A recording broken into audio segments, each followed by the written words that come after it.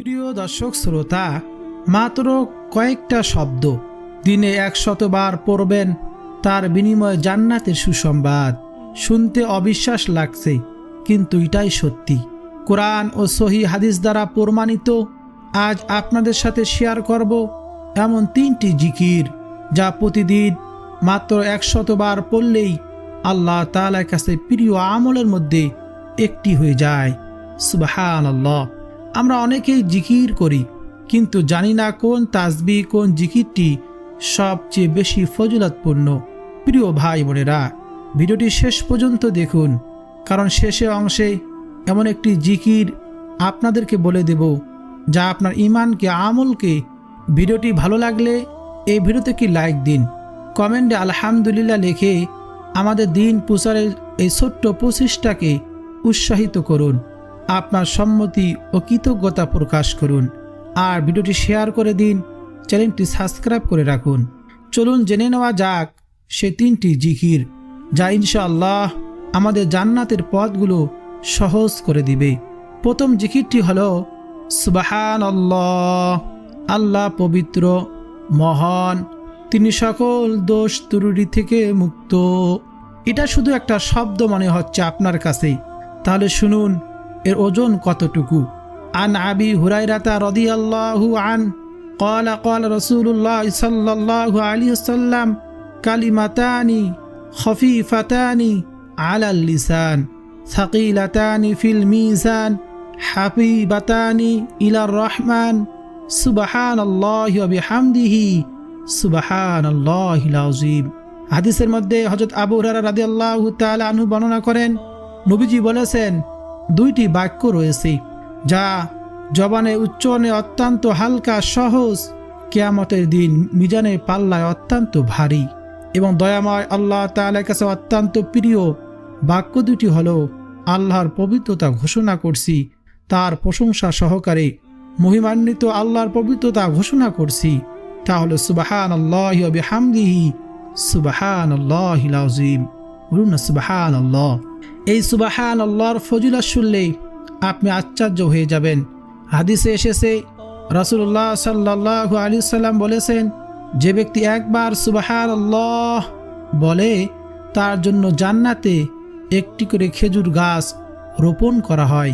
তিরমিজি শরীফের হাদিস। আবার তিনি বলেছেন, যে ব্যক্তি সকাল সন্ধ্যা 100 বার সুবহানাল্লাহ বলবে, কিয়ামতের দিন তার আমলনামায় পাহাড় সমান সওয়াব থাকবে। মুসলিম শরীফে হাদিসটি এসেছে। তাই আসুন প্রতিদিন কিছু সময় বের করে সুবহানাল্লাহ সুবহানাল্লাহ এইভাবে আমরা জিকির করি। এতে আমাদের জবান পবিত্র হবে, মনে প্রশান্তি আসবে, আর জান্নাতে আমাদের জন্য একটি বাগান তৈরি হবে। বলুন না সুবহানাল্লাহ। একবার ভাবুন, আল্লাহ তাআলার কাছে প্রিয় কথাটি হলো এই জিকিরটি। আর একটি হাদিস শুনে আসি। রাসূলুল্লাহ সাল্লাল্লাহু আলাইহি সাল্লাম বলেছেন, কোনো ব্যক্তি প্রতিদিন 100 বার সুবহানাল্লাহ যদি পাঠ করে, তার আমলনামায় 1000টি নেকি লেখা হবে, অথবা তার 1000টি পাপ মাফ করে দেওয়া হবে। মুসলিম শরীফের হাদিস। আপনি যদি সুবহানাল্লাহ এই শব্দের সাথে ওয়া বিহামদিহি মিলিয়ে সুবহানাল্লাহি ওয়া বিহামদিহি দিনে 100 বার পড়েন, তবে রাসূলুল্লাহ সাল্লাল্লাহু আলাইহি সাল্লাম বলেছেন, আপনার সমস্ত গুনাহ মাফ করে দেওয়া হবে, এমনকি তা যদি সমুদ্রের ফেনার সমানও বিশালও হয়, তাও আল্লাহ তাআলা মাফ করে দিবেন। আমরা প্রতিদিন কত ভুল করি, কথায়, কাজে, চিন্তায় কত গুনাহ করি, আর এই ছোট্ট একটা আমল সেই সব গুনার বোঝা হালকা করে দিতে পারে। প্রিয় ভাই বোনেরা, এই জন্য প্রতিদিন 100 বার সুবহানাল্লাহি ওয়া বিহামদিহি সুবহানাল্লাহিল আযীম পাঠ করব। এখন প্রশ্ন হলো, 100 বার কখন পড়বেন? সবচেয়ে উত্তম হলো ফজরের নামাজের পরে আপনি 100 বার পড়বেন। ঘুমানোর আগে 100 বার এই তাসবিহ গণনা করে পড়বেন। আঙ্গুলে গণনা করার অভ্যাস করুন। রাসূলুল্লাহ সাল্লাল্লাহু আলাইহি সাল্লাম আঙ্গুলে গুনতে বলেছেন, কারণ কাল কিয়ামতের ময়দানে আমাদের হাতগুলো আল্লাহ তাআলার কাছে সাক্ষী দিবে। যদি আঙ্গুলে গণনা ঠিক রাখতে না পারেন, তাহলে তাসবিহর মধ্যেও গণনা করতে পারেন, কোনো সমস্যা নেই। আমাদের জীবন কতটা ব্যস্ত হয়ে গিয়েছে একবার ভাবুন।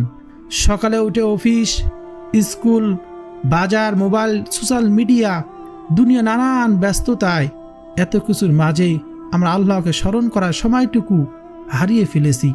অথচ আল্লাহ তাআলা পবিত্র কোরআনুল কারীমের মধ্যে বলেছেন, আলা বিযিকরিল্লাহি তাতমাইন্নুল কুলুব, জেনে রাখো আল্লাহর স্মরণেই কেবল অন্তরসমূহ শান্তি পায়। আমরা একটু সুখের জন্য, শান্তির জন্য আমরা সারাদিন কত পরিশ্রম করি, কষ্ট করি, কিন্তু আল্লাহ তাআলা নিজেই কোরআনে বলেছেন, আলা বিযিকরিল্লাহি তাতমাইন্নুল কুলুব, তোমরা জেনে রাখো আল্লাহর স্মরণে কেবল অন্তরসমূহ শান্তি পায়। আল্লাহকে যদি আমরা জিকির করতে পারি, স্মরণ করতে পারি, তাহলে আমার অন্তর, আপনার অন্তর শান্তিতে ভরে দিবে কে? আল্লাহ সুবহানাহু ওয়া তাআলা। এই জিকিরের ফলে অন্তরে শান্তি আসে। দুনিয়া নানান দুশ্চিন্তা ও ভয় থেকে মুক্তি পেতে আল্লাহর ইবাদত ও জিকির সবচেয়ে বড় মাধ্যম। ঈমানের শক্তি, নিয়মিত আল্লাহর নাম স্মরণ করলে মন নরম হয় এবং ঈমান মজবুত হয়। বলুন না সুবহানাল্লাহ। শুধু প্রশান্তি নয়, জিকির হলো সেই আমল যা করতে আপনার উজু লাগে না, বিশেষ জায়গা লাগে না, অনেক সময়ও লাগে না, রাস্তায় হাঁটতে হাঁটতে করা যায়। মহিলা মা বোনেরা রান্না করতে, ছেলেমেয়েদেরকে লালন পালন করতে, সংসারে কাজ করতে, শুয়ে থেকেও করা যায়। সুস্থ ব্যক্তিও করতে পারে, অসুস্থ ব্যক্তিও করতে পারে, ঠোঁট নাড়িয়ে এই জিকির করা যায়। আর এত সহজ আমলের ফজিলত কত বিশাল যে শুনলে আপনি অবাক হয়ে যাবেন। আজকে আমি আপনাদের সেই 3টি জিকির সম্পর্কে বলবো, যেগুলো প্রতিদিন 100 বার করলে ইনশাআল্লাহ জান্নাত নিশ্চিত হওয়ার সুসংবাদ হাদিসে এসেছে। প্রিয় ভাই বোনেরা, দ্বিতীয় জিকিরটি হলো আলহামদুলিল্লাহ। সমস্ত প্রশংসা একমাত্র আল্লাহ তাআলার জন্য। এটা আমরা সবাই বলি, কিন্তু এর গভীরতা কতটুকু জানি না। নবীজি সাল্লাল্লাহু আলাইহি সাল্লাম বলেছেন, আলহামদুলিল্লাহ মিলাউল মিজান, অর্থ আলহামদুলিল্লাহ মিজানের পাল্লাকে পূর্ণ করে দেয়। সহিহ মুসলিম শরীফের হাদিস। পাল্লা পূর্ণ। কিয়ামতের দিন যখন আমলের পাল্লা হবে, আলহামদুলিল্লাহ সেই পাল্লাকে ভারী করে দিবে। সুবহানাল্লাহ। একটা ঘটনা বলি। এক সাহাবী একবার রাসূলুল্লাহ সাল্লাল্লাহু আলাইহি ওয়াসাল্লামের কাছে এসে বললেন, ইয়া রাসূলুল্লাহ, কোরআন ও জিকির পড়তে পড়তে আমার মুখ ভারী হয়ে যায়। নবীজি সাল্লাল্লাহু আলাইহি ওয়াসাল্লাম বললেন, তাহলে তোমার জিহ্বাকে আল্লাহ জিকিরের দ্বারা সিক্ত রাখো। তিরমিজি শরীফের হাদিস। জিহ্বাকে সিক্ত রাখার সহজ উপায় কি? আলহামদুলিল্লাহ বলা। কারণ এই কালিমা শুধু নামাজে বা দোয়ায় নয়, যে কোনো ভালো কিছু পেলে, যে কোনো সুন্দর মুহূর্ত পেলে আমরা আলহামদুলিল্লাহ বলবো। যে কোনো নেয়ামত ভোগ করলে আলহামদুলিল্লাহ বলবো। কোনো কিছু পান করার পর আলহামদুলিল্লাহ বলবো। সব থেকে বড় নেয়ামত হলো সুস্থতা। যারা অসুস্থ হয়ে হসপিটালে রয়েছেন, বিছানায় শুয়ে আছেন, তারা বোঝেন অসুস্থতা আর সুস্থতার মধ্যে পার্থক্য কত বিশাল। আল্লাহ তাআলা আমাদের সুস্থ রেখেছেন, বেশি বেশি শুকরিয়া আদায় করব আলহামদুলিল্লাহ পাঠ করে। আল্লাহ তাআলা পবিত্র কোরআনুল কারীমের মধ্যে বলেন, ফাযকুরুনি আযকুরুকুম ওয়াশকুরুলি ওয়ালা তাকফুরুন। অতএব তোমরা আমাকে স্মরণ করো, আমিও তোমাদেরকে স্মরণ করব, আর তোমরা আমার প্রতি কৃতজ্ঞতা প্রকাশ করো, অকৃতজ্ঞ হইও না। আলহামদুলিল্লাহ বলার আরেকটি শক্তি আছে। আল্লাহ বলেছেন, লাইন শাকারতুম লাযীদান্নাকুম, যদি তোমরা শুকরিয়া করো আমি অবশ্যই তোমাদেরকে নিয়ামতকে বাড়িয়ে দেব। যে ব্যক্তি আলহামদুলিল্লাহ বলে কৃতজ্ঞতা জানায়, শুকরিয়া আদায় করে, আল্লাহ তাআলা তার নিয়ামতকে বাড়িয়ে দেন। আর যে আল্লাহ তাআলা শুকরিয়া আদায় করে না, তার নিয়ামতকে আল্লাহ তাআলা ছিনিয়ে নেন। শুধু জান্নাতেই নয়, দুনিয়ার জীবনও এই জিকিরের বরকত পাওয়া যায় যদি আলহামদুলিল্লাহ জিকির করতে পারি। আল্লাহ তাআলা আমাদের ধন সম্পদে, ব্যবসা বাণিজ্যে, সব ক্ষেত্রে নেক হায়াতে বরকত দান করবেন, যে শুকরিয়া গুজারি হতে পারি আমরা। এজন্য এই জিকিরটি বেশি বেশি করব। সবচেয়ে সহজ ও শক্তিশালী জিকির হলো আল্লাহু আকবার। 3 নম্বর জিকির। আল্লাহ সবচেয়ে বড়। এই কালিমা শুধু নামাজে আমরা পড়ি না, এটা একটা ঘোষণা। আমি ঘোষণা দিচ্ছি, আমার জীবনে, আমার হৃদয়ে, আমার ভয়ে, আশায় আল্লাহ সবচেয়ে বড়। আর যখন কেউ মন থেকে বিশ্বাস নিয়ে চলাফেরা করে, আল্লাহু আকবার, আল্লাহ তার জন্য জান্নাতের দরজাগুলো খুলে দেন। বলুন না সুবহানাল্লাহ। নবীজি সাল্লাল্লাহু আলাইহি সাল্লাম হাদিসের মধ্যে বলেছেন, এই তিনটি জিকির সুবহানাল্লাহ, আলহামদুলিল্লাহ, আল্লাহু আকবার, এগুলো আমার কাছে সূর্যোদয় থেকে সূর্য হস্তের মধ্যে যা আছে তার চেয়ে বেশি প্রিয়। সহিহ মুসলিম শরীফে হাদিসটি এসেছে, সূর্যোদয় থেকে সূর্য হস্ত পুরো পৃথিবীর সম্পদের চেয়ে বেশি প্রিয় এই জিকিরগুলো। তাহলে আমরা কেন এগুলো বেশি বেশি বলবো না, বেশি বেশি করব না? প্রিয় ভাই বোনেরা, এই জিকিরগুলো বেশি বেশি করব। সকলেই জানি, গুরুত্ব দেই না, ফজিলত জানি না, এই জন্য হয়তো বা আগ্রহ হারিয়ে ফেলি। সর্বশ্রেষ্ঠ জিকির হলো, নবীজি বলেছেন, আফদলুজ যিকরি লা ইলাহা ইল্লাল্লাহ। এই তিনটি জিকিরের সঙ্গে এটাও যুক্ত করব। সর্বোত্তম জিকির হলো লা ইলাহা ইল্লাল্লাহ। সর্বোত্তম দোয়া হলো আলহামদুলিল্লাহ। জান্নাতে প্রবেশের চাবি হলো লা ইলাহা ইল্লাল্লাহ। হযরত মুআজ ইবনে জাবাল রাদিয়াল্লাহু তাআলা আনহু থেকে বর্ণিত, রাসূলুল্লাহ সাল্লাল্লাহু আলাইহি সাল্লাম বলেছেন, যে ব্যক্তি শেষ কথা হবে লা ইলাহা ইল্লাল্লাহ, সে জান্নাতে প্রবেশ করবে। আবু দাউদ শরীফের হাদিস। হযরত নূহ আলাইহিস সালাতু ওয়াস সালাম তার মৃত্যুর আগে তার সন্তানকে ওসিয়ত করে গিয়েছিলেন, বলেছিলেন, যদি 7 আসমান ও 7 জমিনকে এক পাল্লা রাখা হয়, লা ইলাহা ইল্লাল্লাহ বাক্যটিকে অপর পাল্লা রাখা হয়, তবে লা ইলাহা ইল্লাল্লাহর পাল্লাটি ভারী হয়ে নুয়ে পড়বে। বলুন না সুবহানাল্লাহ। রাসূলুল্লাহ সাল্লাল্লাহু আলাইহি সাল্লাম বলেছেন, নিশ্চয় আল্লাহ তাআলা এমন ব্যক্তির জন্য জাহান্নামের আগুনকে হারাম করে দিয়েছেন, যে ব্যক্তি একমাত্র আল্লাহর সন্তুষ্টির উদ্দেশ্যে লা ইলাহা ইল্লাল্লাহ বলে। এখন একটি বিশেষ আমলের কথা বলি। এই জিকিরগুলো তো আমরা করবই, সকলেই পারি, সকলের মুখস্থ রয়েছে। তা হলো, হযরত ফাতিমা রাদিয়াল্লাহু তাআলা আনহা নবীজির কলিজার টুকরো মেয়ে ছিলেন, তিনি এই আমলটি করতেন। নবীজি সাল্লাল্লাহু আলাইহি সাল্লাম বলেছেন, ঘুমানোর আগে 33 বার সুবহানাল্লাহ, 33 বার আলহামদুলিল্লাহ, 34 বার আল্লাহু আকবার পড়তে। ফাতিমা রাদিয়াল্লাহু তাআলা আনহা একবার নবীজির কাছে এসে একজন খাদেম চাইছিলেন, কারণ ঘরের কাজ করতে তিনি ক্লান্ত হয়ে যেতেন। নবীজি বললেন, আমি কি তোমাকে এর চেয়ে উত্তম কিছু বলবো না? তারপর এই তাসবিহ শিখালেন এবং বললেন, এটা তোমার জন্য খাদেমের চেয়ে উপকারী। বলুন না সুবহানাল্লাহ। প্রিয় দর্শক শ্রোতা, ভাবুন, নবীজি যে আমল তার প্রিয় সন্তানকে দিয়েছেন, সেটা আমরা করছি কি না? এই জন্য অবশ্যই ঘুমানোর আগে 3 তাসবিহ পড়ে ঘুমাবো এবং প্রত্যেক ফরজ নামাজ শেষ করে, সব নামাজ শেষ করে সুবহানাল্লাহ 33 বার, আলহামদুলিল্লাহ 33 বার এবং 34 বার আল্লাহু আকবার পাঠ করব।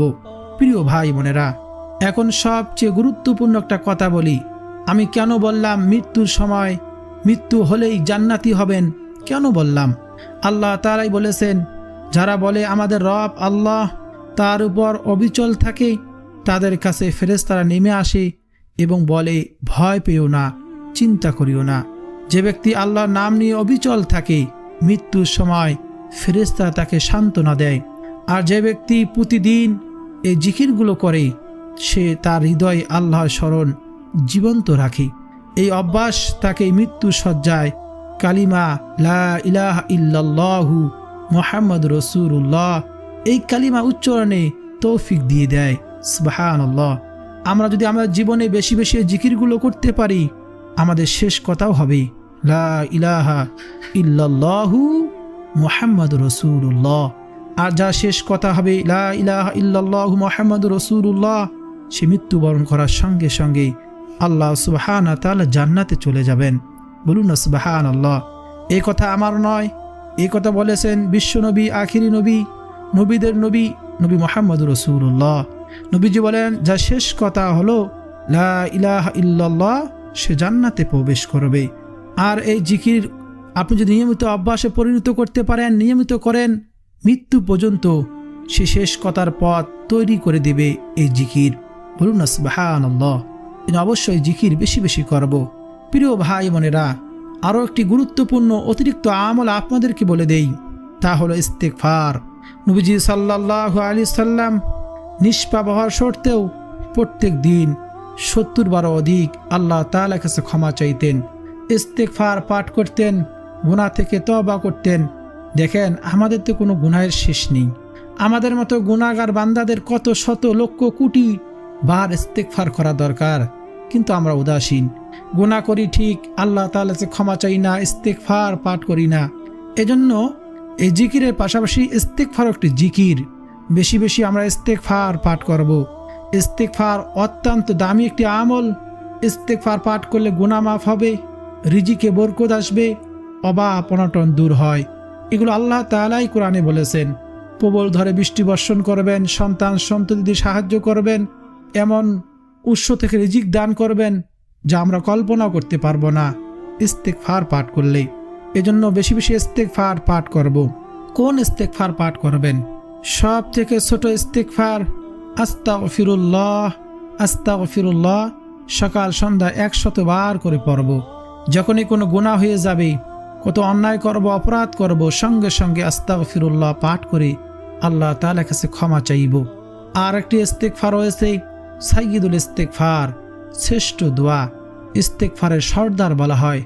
এই ইস্তেগফার এতটাই দামি, নবীজি বলেন, কোনো ব্যক্তি যদি সকালে একবার সাইয়্যিদুল ইস্তেগফার পাঠ করতে পারে, সন্ধ্যা হওয়ার আগে যদি সে মারা যায় তাহলে সে জান্নাতি হবে। আবার যদি সন্ধ্যাবেলায় মাগরিবে নামাজের পর একবার পাঠ করে, সকাল হওয়ার আগে যদি সে মারা যায় তাহলে সে জান্নাতি হবে। বলুন না সুবহানাল্লাহ। আমরা মৃত্যুবরণ করব দুইটি সময়, হয় রাতে না হয় দিনে। নবীজির সুন্নতি আমলটি যদি আমরা একবার করতে পারি, শুধুমাত্র একবার পাঠ করতে পারি, নবীজির কথা অনুযায়ী আমরা মৃত্যুবরণ করার সঙ্গে সঙ্গে আল্লাহ সুবহানাহু ওয়া তাআলা জান্নাতের মেহমান হয়ে যাব ইনশাআল্লাহ। সেই সাইয়্যিদুল ইস্তেগফারটি হলো আল্লাহুম্মা আনতা রাব্বি লা ইলাহা ইল্লা আনতা খালাকতানি ওয়া আনা আবদুকা ওয়া আনা আলা আহদিকা ওয়া ওয়া'দিকা মাস্তাতা'তু আউযু বিকা মিন শাররি মা সানা'তু আবু'উ লাকা বিনি'মাতিকা আলাইয়া ওয়া আবু'উ লাকা বিযামবি ফাগফিরলি ফাইন্নাহু লা ইয়াগফিরুয যুনুবা ইল্লা আনতা। আপনার দেখে দেখেও এই আমলটি করতে পারবেন।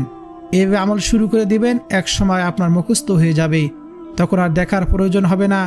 আপনি অফিস আদালতে যেখানে থাকেন না কেন, সকাল সন্ধ্যায় 1 মিনিটের ভিতরে পাঠ করতে পারবেন ইনশাআল্লাহ। প্রিয় ভাই বোনেরা, সর্বশেষ একটা আমলের কথা বলি, তা হলো দরুদ শরীফের আমল। দোয়া কবুলিয়তের জন্য, ইবাদত কবুলিয়তের জন্য দরুদ শরীফ অত্যন্ত গুরুত্বপূর্ণ। হাদিসে এসেছে, দরুদ শরীফ পাঠ না করে দোয়া করলে তার দোয়া আসমানে ঝুলান্ত থাকে। এরকম ইবাদত কবুলিয়তের জন্য সহজে কবুল হয়, দরুদ শরীফ পাঠ করব।